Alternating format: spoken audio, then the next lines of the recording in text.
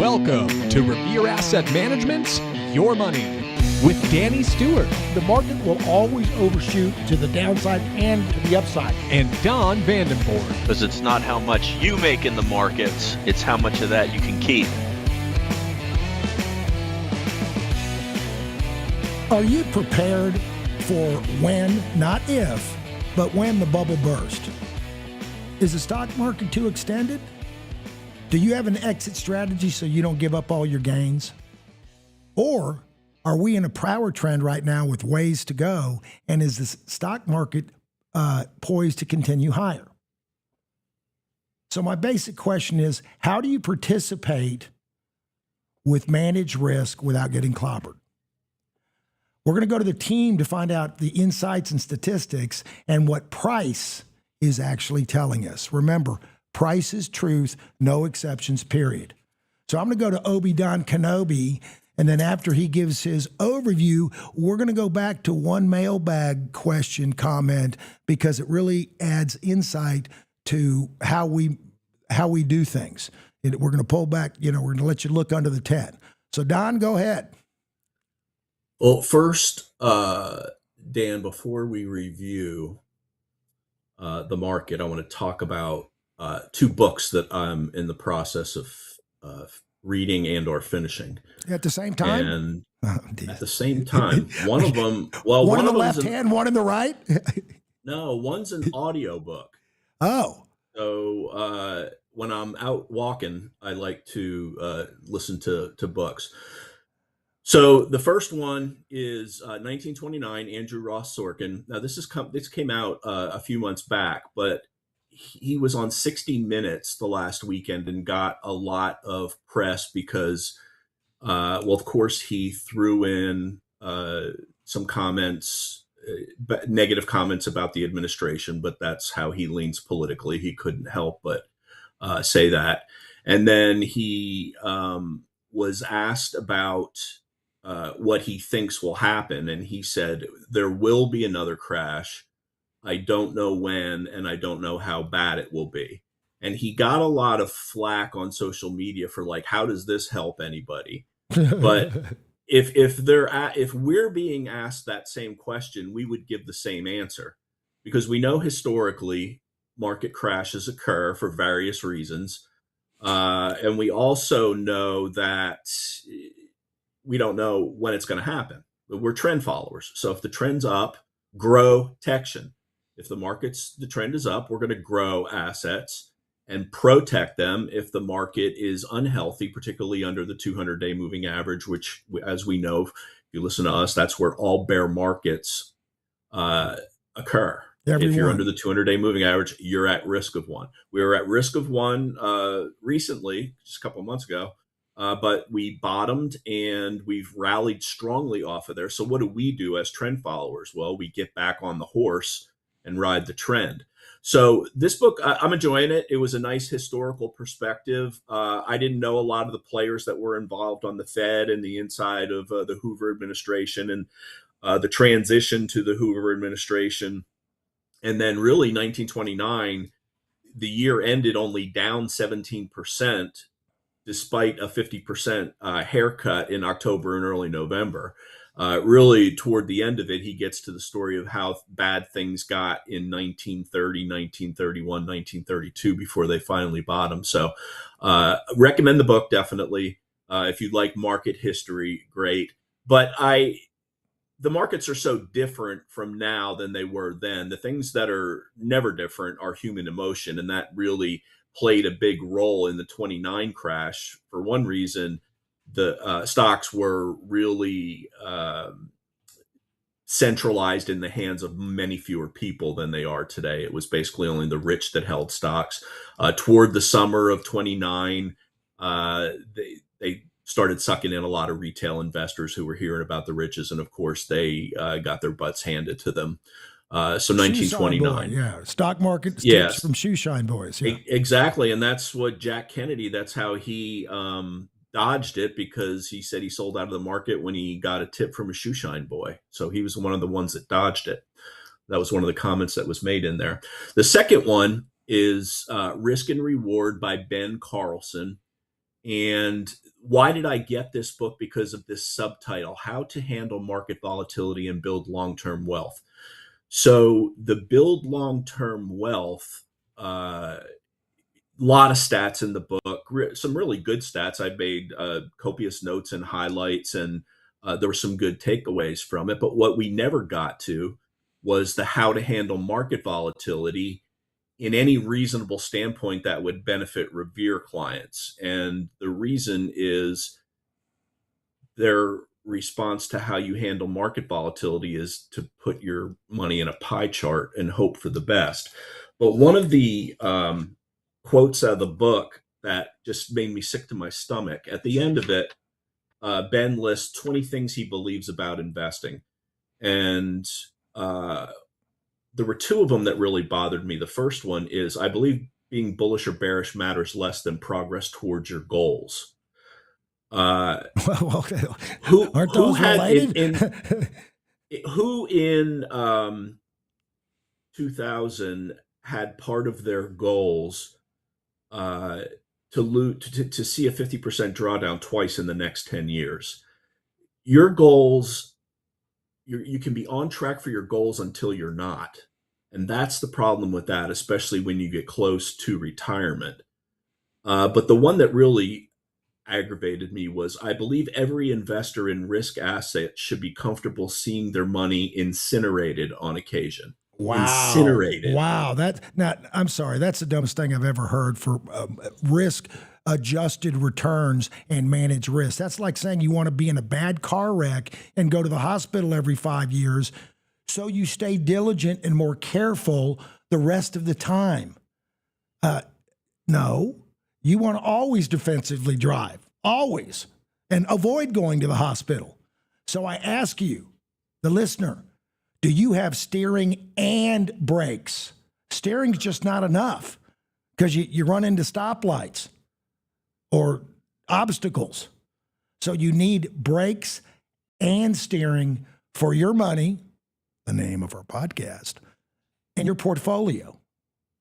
And Don is going to actually talk about that. But let me read because this goes to this whole question about, Don always says, you don't go to the grocery store and buy rotten fruit for a balanced diet. Pie charts are us. You avoid the bad stocks or sectors that are weak.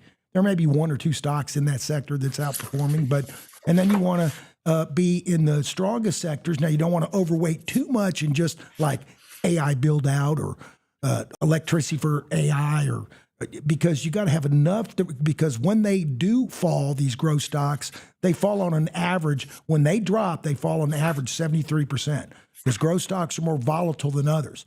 So you got to have rules around them. Now, this was 527, 2 days ago from CB, my favorite resort. Don, first of all, I want to compliment you and the Revere team for your daily podcast. We put a podcast out every night the market's open, and we actually tell you what we're actually doing in the portfolios, our own portfolios. And Don and I are in those too. We're the most transparent advisor in the United States and probably the world. I don't know of any other advisor that's putting out what they're actually doing every single day. But anywho, I wanted to compliment you and Revere on your team for your daily podcast. I'm an IBD follower and watch their podcast on YouTube soon after the market closes. Talking about both of them. I don't know what time your podcast posts, so I catch it the next day. I like the agenda of your podcast, which goes more in depth than IBD. Woo, I like that. But I do have some questions after watching each member of your team conduct programs. I've tried to write down the stocks in each category presented. The 21 over 21, that means the 21 stocks over the 21 exponential moving average list, has confused me several times. It almost seems like each member of the team keeps their own list of stocks in the 21 over 21 list. I have not been able to get the list of RG8, that's our growth sector, eight different growth sectors, so we can see the sector rotation, other than grow listing on the tail of the tape. Even then, it seems the grow and the turbo change depending on who is presenting. Great question. So the question is, who determines your list in each category? Keep up the good work and thank you. Regards, CB. Well, I can't read his last name. CB. And this is Obi Don's response. Hi, CB. Thank you for the kind words and expressing your concern. We try to communicate clearly in our videos, so I'll explain the process. The 21 over 21 and the Turbo 12 list are updated at the end of the first trading day of the week and reported in the first video of the week, as I did last night. Then the list then stays static for the rest of the week. We have a color-coded system that we have all shared access to, so that things should stay consistent. I know one recent issue I had was working with ticker Q, which had 2 listings in Market Surge. The RG8 never changes. It's IWO, SLYG, MDYG, PDP, that was all my old tennis racket, QQQJ, SPHB, and FFTY, and ARK, ARKK. Below are the official 21 over 21 and T12 list for this week. Blue means holding in the portfolio. Green means adding as a new list member. Folks, listen, we actually do a market. I'll let Don explain all that in a second. We do a team call with everybody. Ted, Connor, Don, me, a couple, Nick Jackson, Todd, Alex, he's our options consultant. We do a market. I don't think I left anybody out. If I did, I'm sorry, guys. No, you didn't. You got them. Okay. We go through in about an hour before the market opens. Don and I have a call by ourselves a little bit before that. But after that, we have the team market call, and everybody goes around and gives their top ideas, because they do a screening every morning. They get up early. And they do and the night before, and they do a screening of the stocks that they like the most, that look like they're setting up, et cetera. And then they also go over their own stocks in their portfolio or their portion that they're managing, and where their stops are, what their plan is, how they're going to handle that stock. Obi-Don Kenobi keeps up with that and makes sure. And if somebody misses a stop, he'll be tapping them on the shoulder in a few minutes going, hey, here's where your stop was. What are you doing? That's rarely ever happened. But anyway, when we go around the room and Don goes last, when you have stocks that overlap and 3 guys are looking at the same stock, or even 4, that actually gives me a lot more confidence that's probably, if only one guy sees that stock, maybe not. It'd still be maybe a great stock. But all I'm saying is, before the market opens, they've been working for 2 or 3 hours, and they already have a whole plan for the day. Is your advisor doing that, or is he asking you for lunch, or she is asking you for lunch? I don't know. These guys don't go to lunch with clients when the market's open. Very, very, very rarely. All right. With that, Don, you can answer that if you want to clean up the 21 over 21. I mean, your email was pretty. Yeah,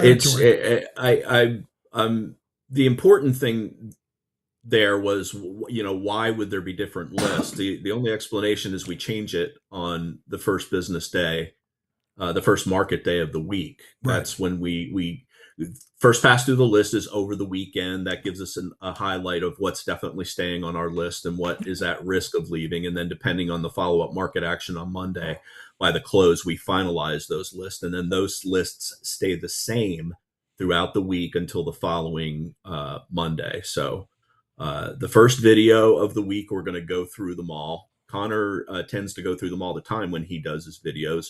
On Tuesday, because the first one has already been done, I normally just hit the portfolio holdings and any other noteworthy names. So that's it. The lists are static once they're finalized after the first trading day of the week. And we spent a lot of time on this. It didn't make sense.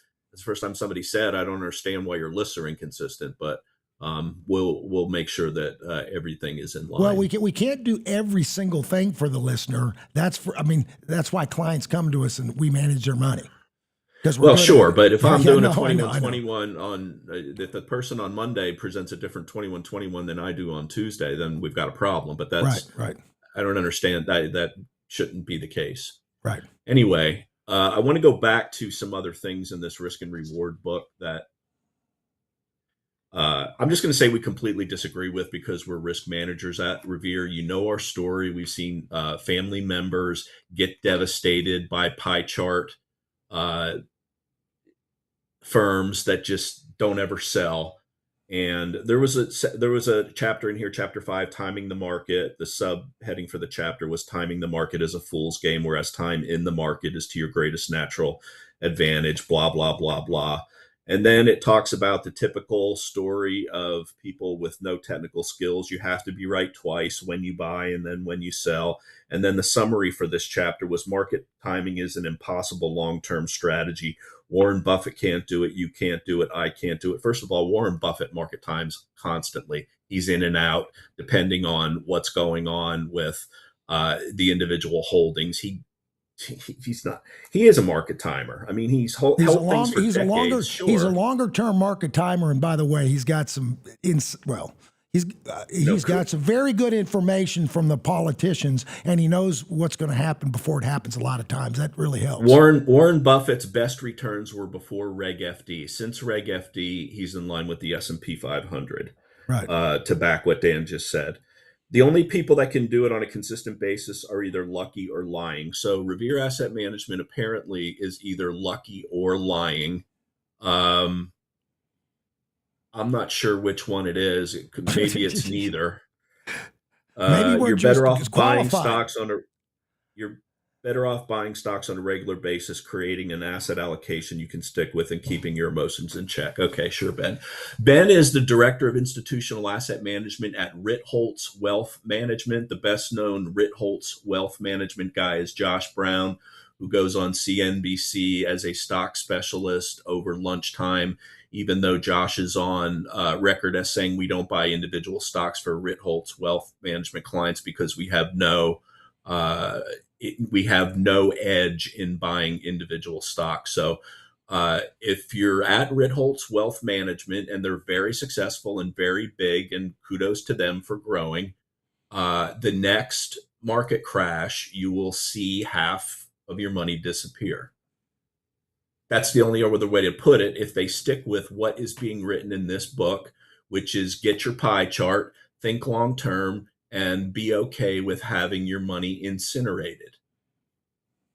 Take your pick. You can have, I mean, you can do that if you want to. Kudos to you. I hope I don't see you bagging groceries as a senior citizen when I'm checking out at the supermarket. In the soup lines, yeah. It didn't sit well with me. Like I said, there's a lot of good stuff in here. Some things I didn't know, some things I made notes of. But if you're telling somebody to get their money incinerated and you're a professional in the market, I have no respect for you. I got one word for you, for the client: run away.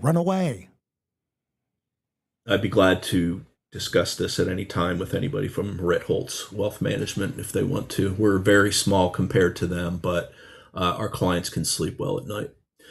So back to the markets. Here's the S&P 500 and Grow-tection. We're in grow mode. We were in protect mode down here below the 200-day moving average. Why? Because that's where you're at risk for every bear market. We had slightly less than a 10% pullback in the S&P, slightly more than a 9% pullback in Grow-tection. We made a low. We followed our rules for getting back in RAIR, Revere Aggressive Index Reentry rules. When we first get back above the 8-day exponential moving average, and then we look for a follow-through day. The follow-through day occurred right here on this gap, got above the 50-day moving average, and we've been off to the races ever since. And we lagged from this period coming off the lows. which is just part of the process because we're going from not invested, basically zero invested, to starting to re-engage in the market. Yeah, let me make a comment real quick. Let me make a comment real quick. So, folks, 1 to 3 to 1 out of 4 of those times, the market will break and continue lower. You see what I'm saying? That's with hindsight, you don't know that it's going to come back up like that and bounce like that. So our strategy will always underperform the first 3 to 4 days off of a bottom. That's 9-10% or more.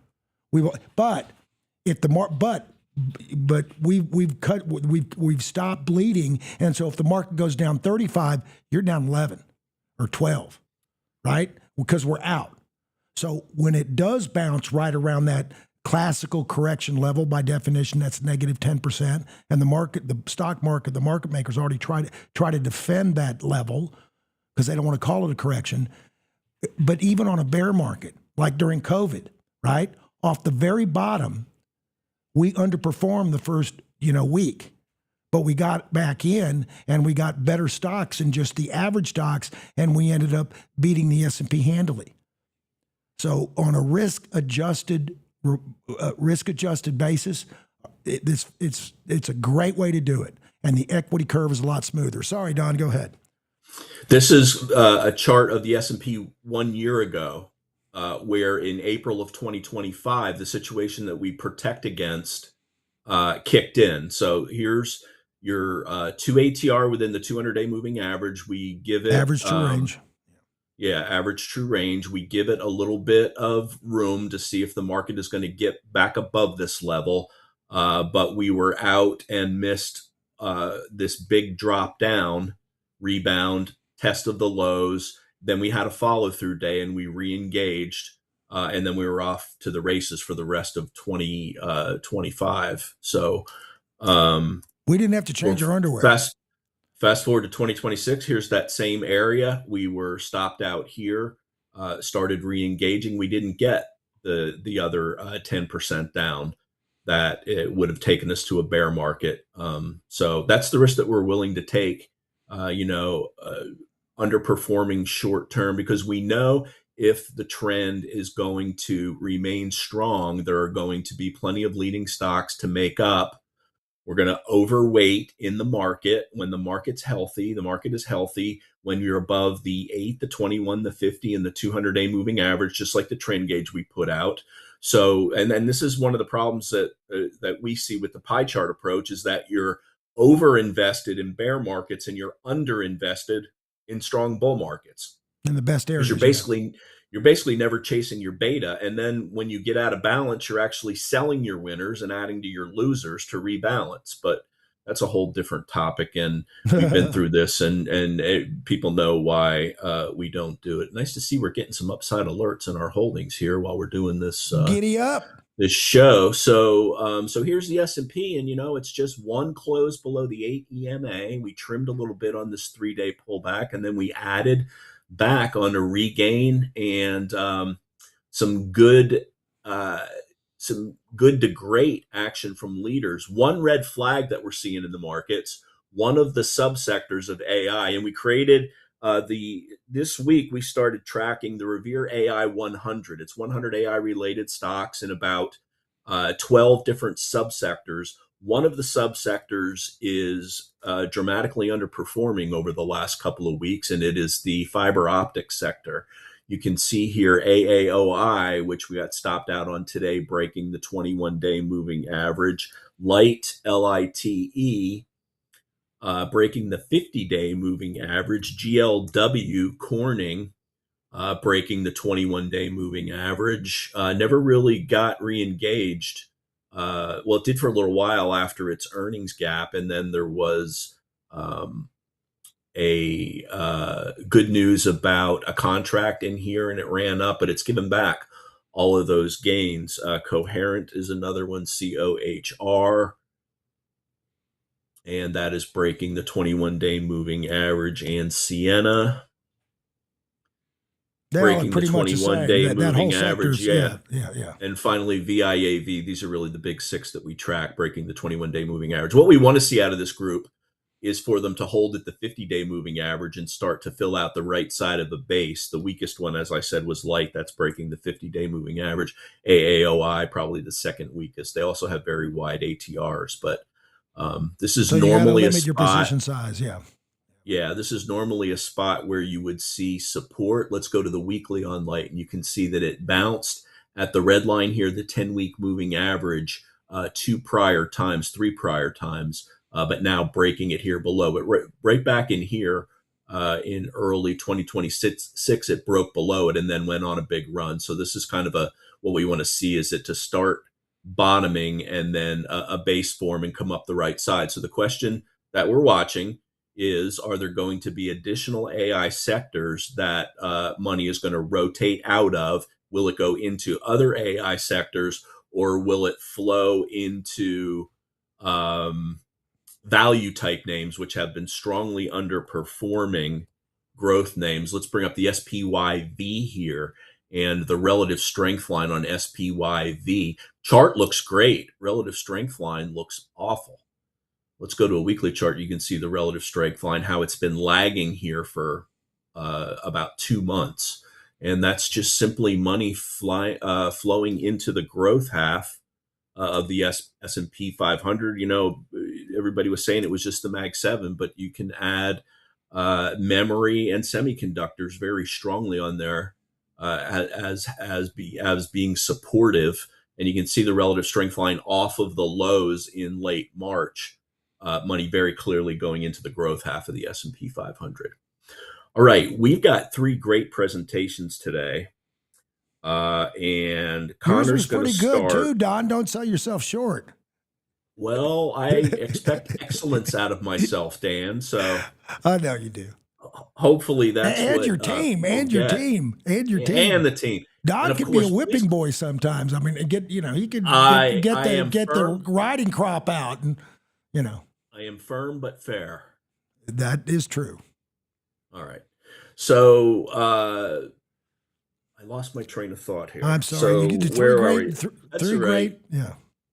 Yes. Here we go. So let's go back to the S&P 500, see where we are, and up 1/3%. Very nice. Little pullback early, but again, weakness in those fiber optic names is something that basically will be all out of them by the end of the day, and rotating money into what's strong.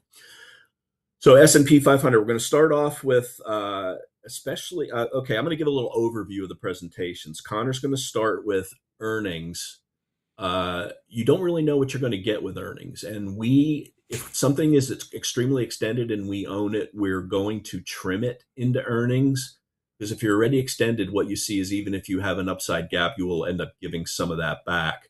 And earnings are a gamble. We don't gamble with our clients' money. We get it to where we're comfortable with the risk.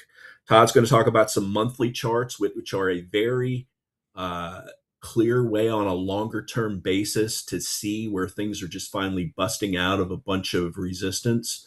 And finally, Ted's going to do a very interesting presentation. Every night in the tail of the tape, we talk about, or we only talk about it on Thursdays when it's updated. But the AAII, this is retail money, and how bulls have been below the number of bears. And our thought is that it's very politically motivated when you've got most of the mainstream media telling you how bad things are because fear sells and they despise the administration. They're never going to tip their cap to anything good that's happening. Well, that trickles through to people's psyches and what they're watching, and they'll pay attention to the news and not pay attention to price.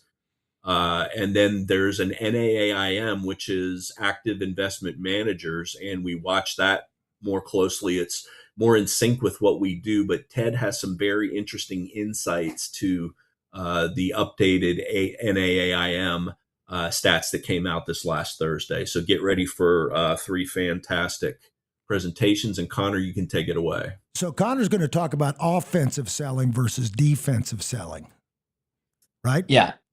Okay. Right. So yeah, basically I'm going to be talking about holding winners, selling into strength, and kind of the basis of this topic is hindsight is always 20/20. So we'll start off with the chart of DELL. And for the TurboTaxtion portfolio, this was initially purchased on 4/13. Cost basis was $182.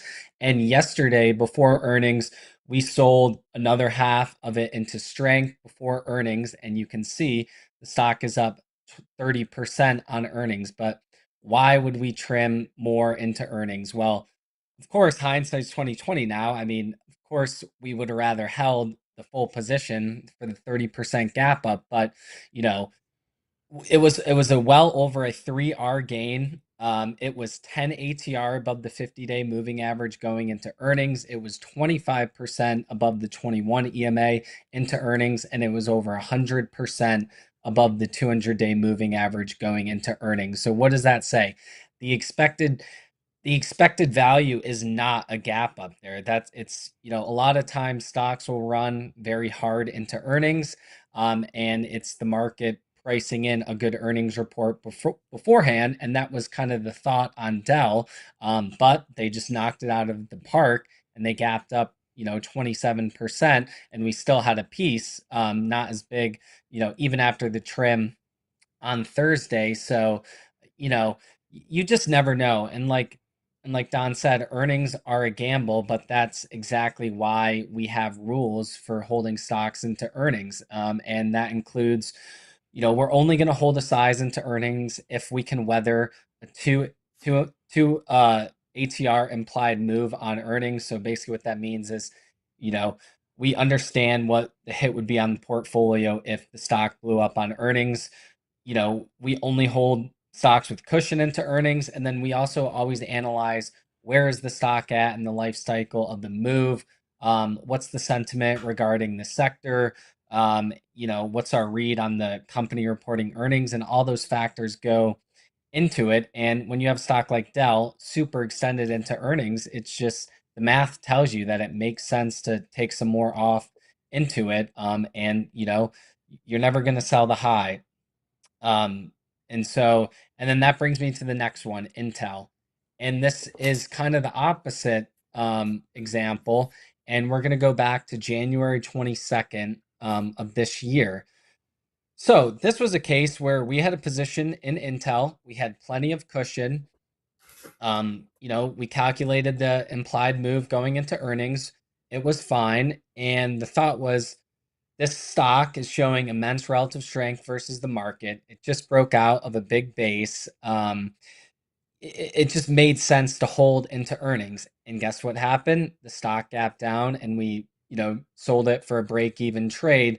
But you just never know, with earnings. And I'm trying to show you guys that these are kind of the things that we examine when deciding if we want to trim into earnings or hold. And, they don't always work, but, the way that we look at it, we think it does have positive EV. And these are just two examples of, sometimes it just doesn't go your way. And then that brings me into my next kind of part. And this is holding winners. And Don, if you pull up a chart of SanDisk, and so everyone wants to hold the true market leader for the whole run. It's so easy to look at the weekly chart after the move and be like, oh, I just would have held. It never broke the 10-week moving average. Look how easy it would have been to hold for the whole move. And I'm sure a lot of people can look at SanDisk and think that. But let's take a look at some of the pullbacks that it's had during its run. So if you go to November 2025, Don, and for this exercise, we're going to assume that you are holding a 10% position in SanDisk just to keep the math easy. And so if we go to November 2025, yeah, just any times. And so SanDisk had a really nice run up, and it hit highs of 284. So you have a 10% position. The stock goes from 284 to 183. But that's a 35% decline. Granted, it never broke the 50-day moving average, but if you have a 10% position, that's going to hit your total portfolio, around 3.5%. And another thing that in real time, if SanDisk is pulling back 35%, you have to imagine all the other leaders are pulling back just as bad. So on this, not only do you have SanDisk that would be hitting your portfolio 3.5%, you have to imagine that, say you had, 9 other 10% positions and they're all pulling back. That's going to give you a huge drawdown. And although it never broke the 50-day moving average, it's very hard to hold if you're not selling into strength. And then if we fast forward to February of this year, you can just go back to the daily to present day. You had another similar pullback on this one. This pulled back, hit a high of 725, and then pulled back 28% to 517. So again, if you're not selling into strength, your equity curve is going to see huge volatility, and it's just not ideal. So SanDisk is a good example. Anyone can look at the weekly chart and just say how easy it would have been to hold with the 10-week moving average, but they're not factoring in portfolio volatility and what it really feels like to hold a high ATR name through a pullback, and it really brings a lot of volatility to your equity curve. And that's why for clients, we're always looking to sell into strength, as that's the optimal way to smooth out the equity curve and keep it near the highs. And then we'll just take a quick look at Bloom Energy as well. Just give a quick example, displaying kind of the same thing that I'm trying to show here with SanDisk. And you can just go to the daily. And so November 2025, this hit a high of 147. Okay, and then it pulled back all the way to 76. That's a 46% pullback. If you had a 10% size, that's nearly drawing the whole portfolio down 5% on just one position. And like I mentioned with SanDisk, you have to think that if this is happening to Bloom Energy, which is an absolute leader, a lot of other stocks are getting hit as well. So really the point I'm trying to make is that for our clients, we're trying to keep the equity curve steady, stair-stepping higher, and we're trying to reduce volatility. And so because of that, we're going to be selling into strength. As the stock moves out, we're going to be trimming stocks into earnings, and that's really our whole goal. And so these are just a couple good examples to display why we do what we do. Great stuff, Connor. It's all very easy when you go up in a straight line, but we know that doesn't happen. Bases will have to be formed. We typically do not hold through bases unless we have a massive gain. Great stuff. And that's also why we diversify half of the portfolio into indexes to cushion the equity curve when growth stocks get out of favor. Todd, you got some monthly charts you want to take a look at? Yeah, sure. I just want to say that it's been one heck of a month.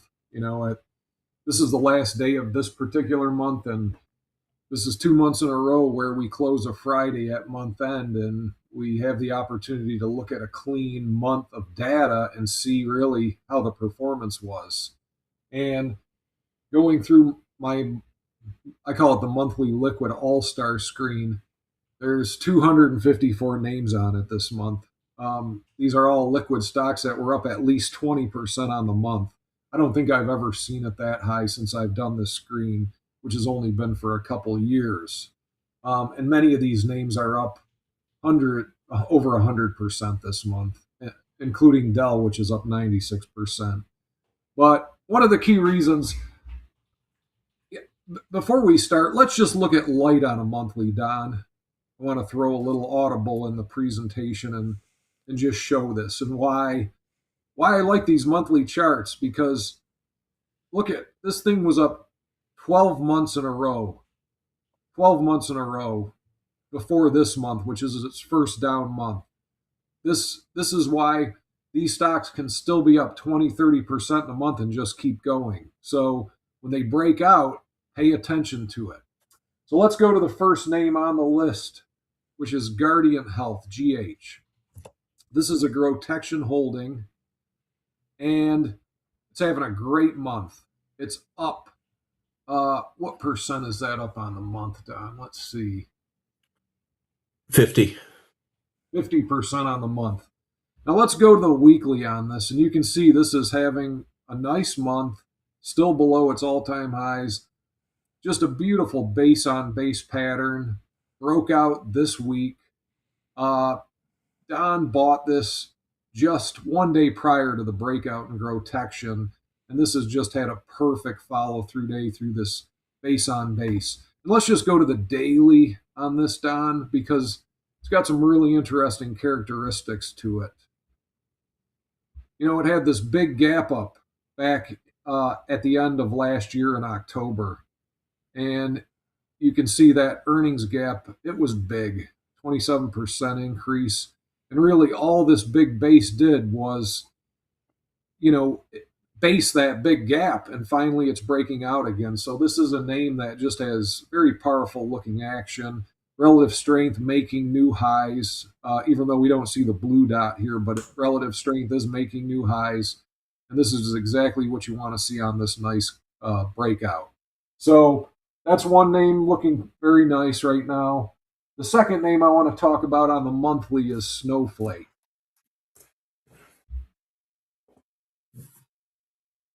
This has been a challenging stock. It's had many gaps that have just gone nowhere. This is interesting this month. This stock's up over 70% this month on this earnings report. And it's also trading the biggest volume month it's ever traded. So this is notable, perhaps something to keep an eye on. We are seeing software stocks now rotating, getting rotation. Several names look good here, and this Snowflake is a very nice move off of earnings that we're paying close attention to. The third name I'd like to talk about is, let's go to Datadog. This is another Grotection holding. This is up 82% this month, and I just want to show how this is just breaking out of those highs going back to 2021. So they can look very extended on the daily charts, but this is a very clean monthly breakout. And it's, you know, looking at that light chart of 12 months up straight, you don't want to give these things away early. And this is a first major all-time high breakout. And finally, let's look at Enphase on the monthly. We did this last week. This had a very nice move this month. You look at the daily and you think it's just screaming and extended. It's up 109%. But look at that nice monthly trend line breakout. You know, you just draw a declining tops line. This is really the first month that this thing has broken out. And going to trade big volume, not the biggest volume it's ever traded, but definitely a big volume kick out on this this breakout here. And it's one that, you know, that solar group is getting hot. We talked about the solid state transformers, which are still going to be a couple years down the road. But, you know, this is a name to keep an eye on. And you can see these monthlies can help you maybe stay in an initial position in these stocks or enter them despite the extension. And that's it. So one heck of a month, one heck of a re-rating. All these re-ratings are being done on earnings. You know, just massive breakouts. Earnings from Dell were just unbelievable. And, you know, maybe we're at a point where we're going to consolidate some of these moves, but these are some new names to kind of keep your eye on. But the monthly also help you keep out. Like Enphase got crushed and it lost almost, I mean, if you go back and look at that chart, is this first month it's broken out and been positive. Before that, it's been a dog for month over month for almost a year. So it does give you some guidance, but you know, you really got to pay attention. You got to use both daily and monthly combined. It helps you identify the stage analysis. Right, exactly. We'll have to go back over stage analysis on another show again. Mm-hmm.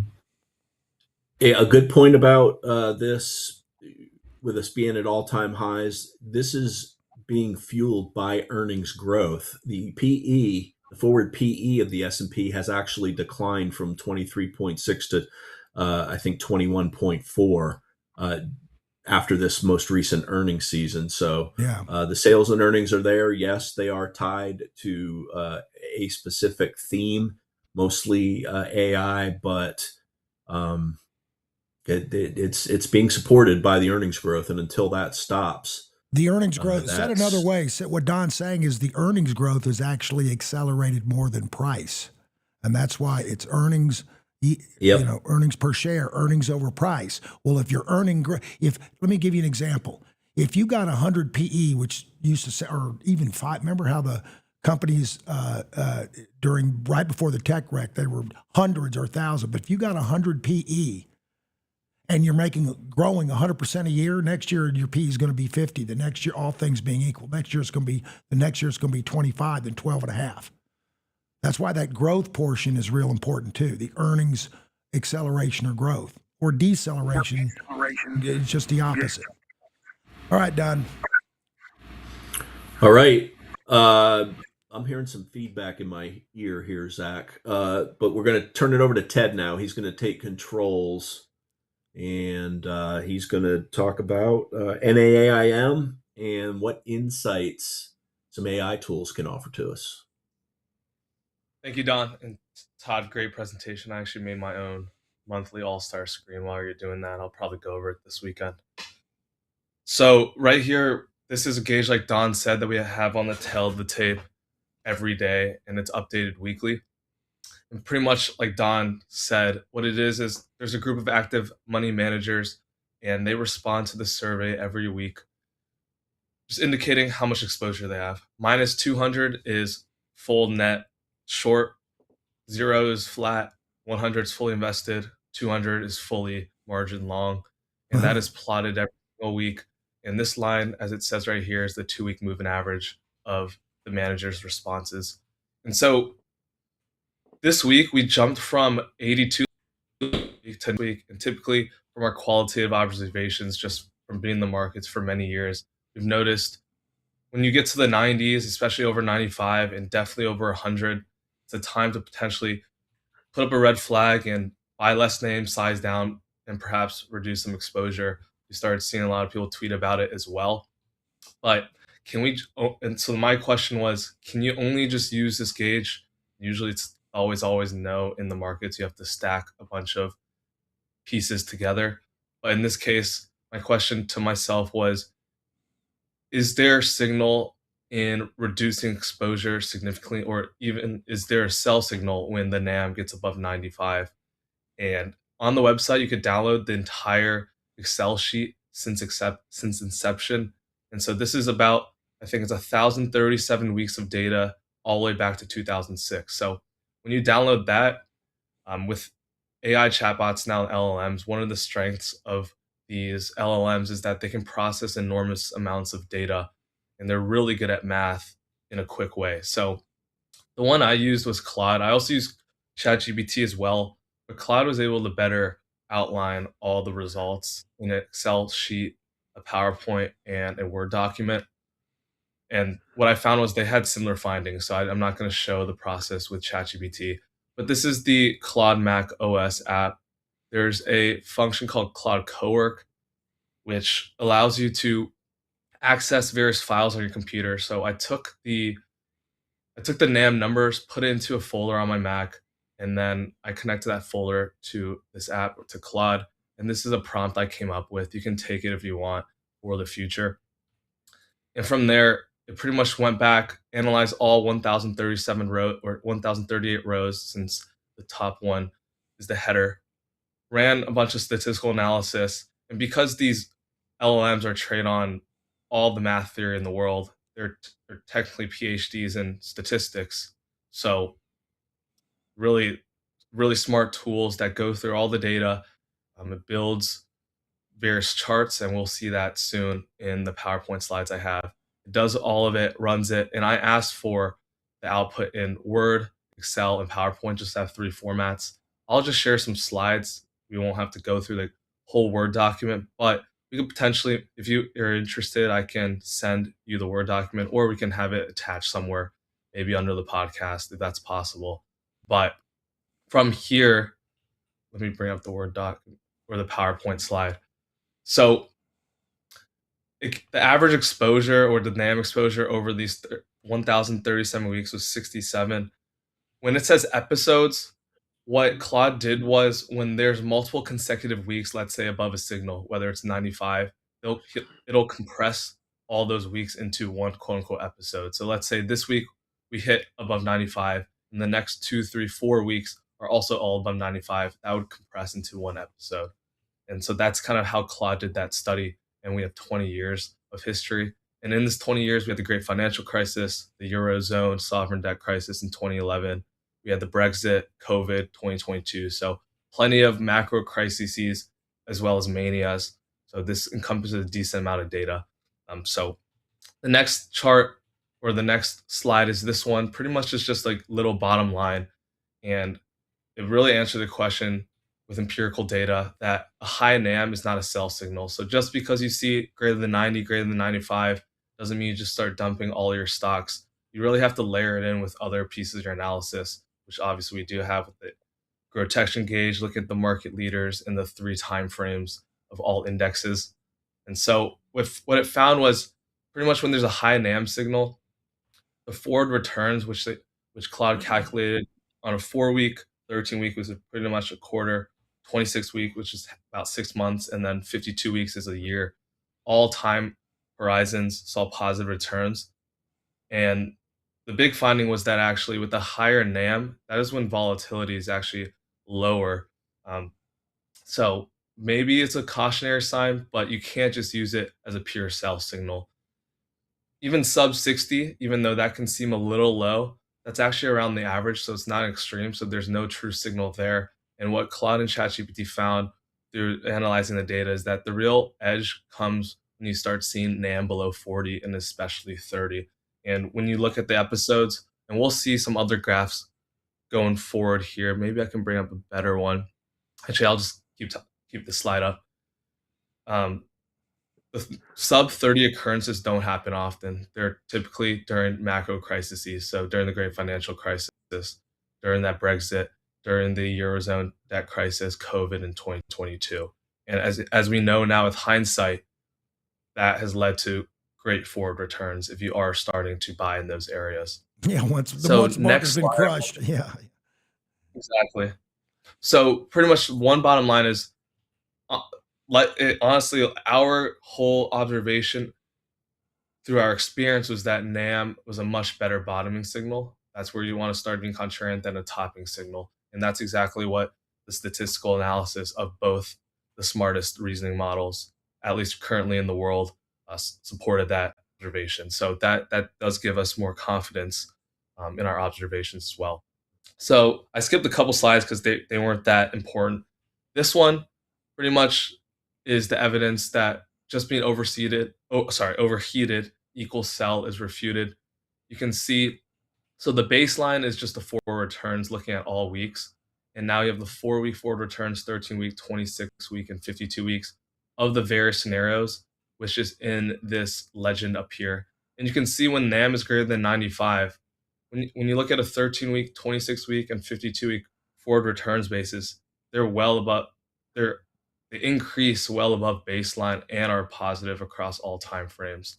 So just selling all your stock, your S&P 500, you're going to look back, you're going to likely see the S&P higher than where the episodes of 95 show up.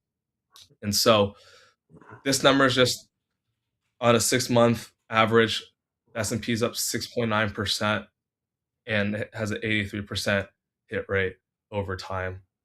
The next slide, and pretty much, and if you were to act on 95, greater than 95, and you sold all your stocks, you would have fought the 2013 bull run, the 2016, 2017 bull run, the 2020, 2021 bull run. And if you can remember that was a big one. And then the recent 2023, 2024 advances, which has been the AI bull market. You would have missed a lot of gains if you were just to sell all your stock when the 95 readings are signaled. Next one. So another actually really interesting finding. Oh, sorry, I skipped one. This is the second finding, is that sub 60 is a non-signal, like I shared in the second slide. However, you do get to the sub 40 and sub 30. There's typically an edge. there. And like I shared, these typically happen during the huge crises, especially when it's paired with Fed policy and a macro crisis. The next finding, which was really interesting, is that it does make sense too, because when NAM is extremely low, that's typically when VIX is really high, because you are in a crisis, probably in a bear market as well. And so NAM, what ChatGPT and Claude found is that NAM is actually a better indicator of volatility, or sorry, when NAM is high, there's typically lower volatility, and when NAM is low, there's typically higher volatility. And when it is high, it is still a decent warning sign. Again, it can't be used as a full just sell signal. Continue on. Claude also graphed every single episode from the last 20 years, which is pretty cool as well. And you can see where all the green episodes lie. Great financial crisis, though, if you were quick to just plunge into the markets, even at the sub 30 levels, you do still end up in the last part of the crash. So it's not, again, any one layer of analysis, and especially this is a secondary indicator for us, can't just be used by itself, but it can put it into a larger term context of where the markets are potentially at, combined with all the other layers of analysis that we always talk about on the show and in our videos. So you can see all the red ones are 95, and typically you're just seeing almost the markets higher. The only one time that was the exception, though, was before the 2022, where you did have negative returns after those 95 signals. Yeah, the inflation bear, yeah. But you can see, like, you have 95 here in around 2013, and the markets are far higher, even in all these periods here when Trump had that tariff war, and then even during this, well, especially during this COVID bull, it flashed pretty much the entire way up until the last portion. So that's another piece of evidence that just because you hit 95 doesn't mean you should just sell all your stocks. And then just one last slide, just a few implications. You don't want to just sell everything on the higher readings. You want to layer in your other pieces of analysis, other breadth measures that you might look at, and most importantly, the trend of the major indexes and the market leaders and what your portfolio is doing. However, with the NAM sub 40, sub 30, definitely want to start turning your head the opposite direction. You can sense a lot of fear in yourself. You can see the media in full-blown pessimism. There's probably a crazy crisis going on. Just think about the great financial crisis, COVID, or the inflation bear in 2022. It's not going to feel good, but if you do get the sub 40, sub 30, that's definitely a time to look the opposite way on the bull side.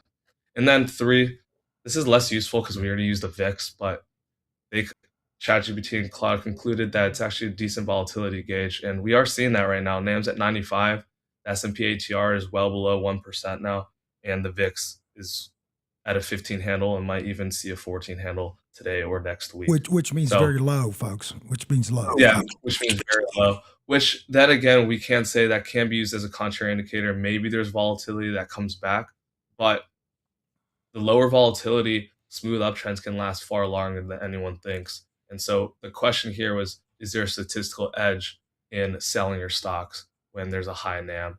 And just using that, the answer is no. But when you combine it with other pieces of analysis, like what we talk about, the NASI, for example, right now, I'll just quickly cover these few pages and then we'll finish up. The NASI actually just hooked up from a neutral territory and isn't an overbought. So, okay, you can say the NAM is overbought, but now the NASI isn't overbought. If the NASI wasn't overbought and hooking down along with the high NAM, that's another layer that perhaps you should trim more aggressively. Then you go to the NASDAQ net highs and lows. We're firmly in net highs, so that is supportive as well. We started seeing this crack into net 52-week lows paired with a high NAM and the NASI hooking down. And that's a third layer of analysis potentially telling you, okay, maybe the markets are super overheated. It's time to reduce exposure even more aggressively. And what's interesting is the CNN Fear and Greed Index hasn't even dipped into extreme greed this entire way up. It's just flirted in this greed area, and it's almost even in neutral territory as the markets are making highs day after day. So that's a fourth layer we look at. And then Don mentioned the AAII as well. This could be a little biased, as he said, because of the current political climate. But you can see bears are well above historical averages, came in at 41.9% versus 31%. And then bulls are below historical averages. So that's a fifth piece analysis. And then when we look at a more shorter term one, percentage of stocks in the NASDAQ above the 5 days at 55, so very neutral. And the percentage of stocks above the 5-day moving average in the S&P is at 47. So you can even say that's getting closer to the fear territory than agreed territory. So this is more of a shorter term. And then, of course, we have the growth protection gauge looking at the 3 time frames and our market leaders list, the 21 over 21 and Turbo 12. So right now, it just seems like NAAIM is flashing that potentially overbought area, or sentiment is getting a little heated, but the rest so far is quite tame. So the conclusion really is that NAAIM is much better for a bottoming indicator than a topping indicator.